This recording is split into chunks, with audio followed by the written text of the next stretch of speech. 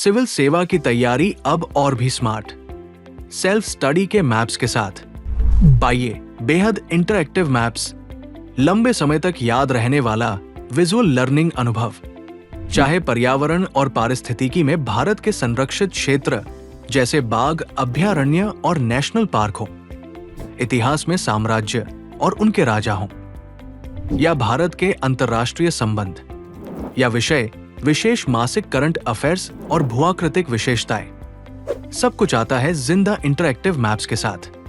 Self study maps civil सेवा अभ्यर्थियों के लिए पहली बार, क्योंकि जिसे आप देखते हैं उसे आप याद रखते हैं। Anyone, any time, anywhere. चीन ने वैश्विक व्यापार में एक ऐतिहासिक उपलब्धि हासिल की है। 2025 के पहले 11 महीनों में चीन का व्यापार अधिशेष $1 ट्रिलियन को पार कर गया।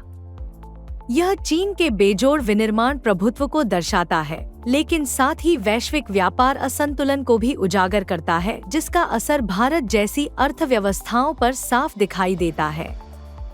चीन का विनिर्माण प्रभुत्व आधुनिक इतिहास में अभूतपूर्व स्तर पर पहुंच चुका है।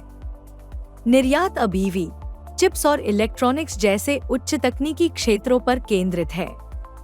अमेरिका को निर्यात 29% घटने के बावजूद ग्लोबल साउथ के देशों के साथ व्यापार तेज हुआ, जिसमें दक्षिण पूर्व एशिया के माध्यम से ट्रांसशिपमेंट की अहम भूमिका रही। साथ ही युआन के कमजोर होने से चीनी उत्पाद और सस्ते हो गए। चीन की अत्यधिक उत्पादन क्षमता से ओवर कैपेसिटी पैदा हुई है, जिससे कीमतों में गिरावट और व्यापार तनाव बढ़े हैं।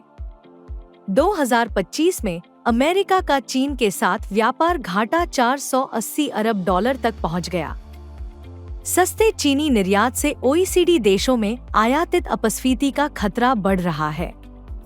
भारत का चीन के साथ व्यापार घाटा FY 2025 में $95 अरब तक पहुंच गया।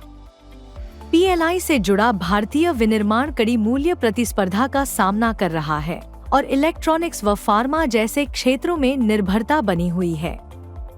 भारत व्यापार विविधीकरण, PLI विस्तार और क्वाड सहयोग के जरिए इसका सामना कर रहा है।